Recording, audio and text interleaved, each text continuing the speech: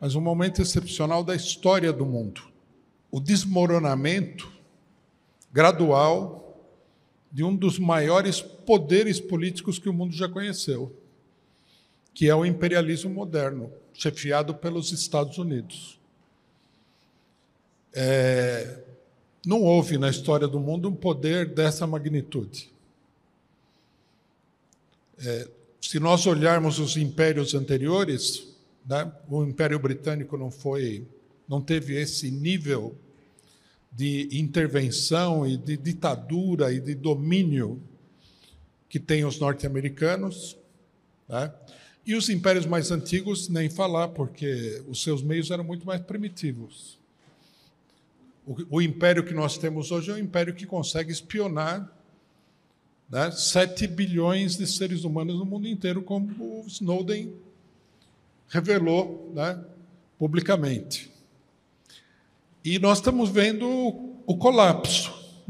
Nós estamos vendo uma determinada fase desse colapso. E, pelos acontecimentos recentes, né, eu acho que seria seguro dizer que esse colapso vem se acelerando, né? É uma coisa natural, né? Não é apenas um problema de maquinações políticas e de uma luta política determinada. Todos os impérios, eles fracassaram porque eles caíram num parasitismo econômico muito grande, e enquanto que os seus adversários, que eram mais primitivos do que ele, foram crescendo, né? Foram adquirindo o conhecimento, foram evoluindo culturalmente. Isso daí leva ao colapso de qualquer império, né? O Império Norte-Americano, nós estamos vendo uma fase muito importante, na minha opinião, desse colapso. Eu acho que é uma sequência de acontecimentos, né? Se a gente fizer uma linha do tempo, nós vamos ver como esse colapso se acelerou. O primeiro momento desse colapso foi o colapso do Império Britânico no final da Segunda Guerra Mundial,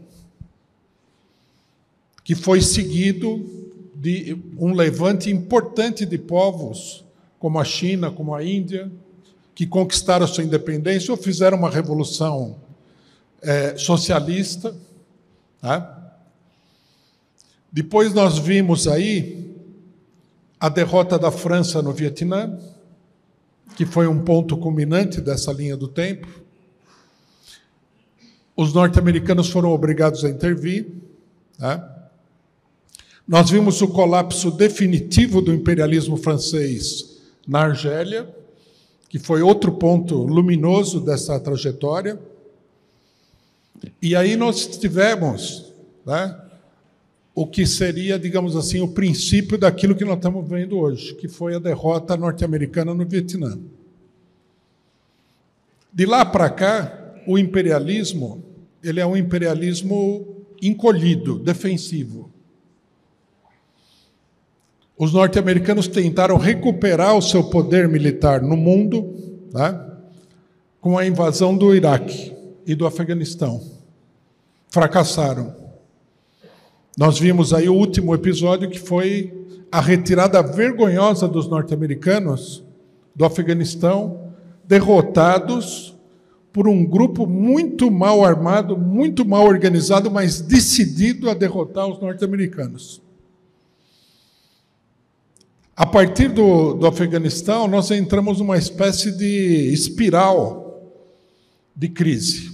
Nós temos a operação militar russa na Ucrânia, a Palestina, a África, e, num certo sentido, né, esses acontecimentos geraram quase que um estado de guerra entre a maioria dos países do mundo e o Império. Agora nós vimos o caso do Irã, né?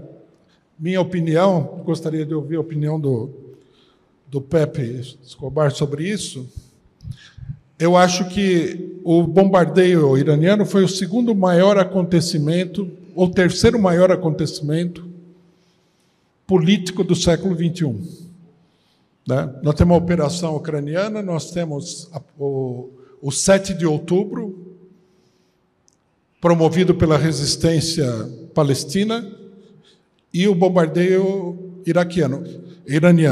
Eu acho que muita gente ainda não conseguiu, né, compreender a importância desse último fato, que muda completamente as relações, não só naquela região, mas no mundo todo.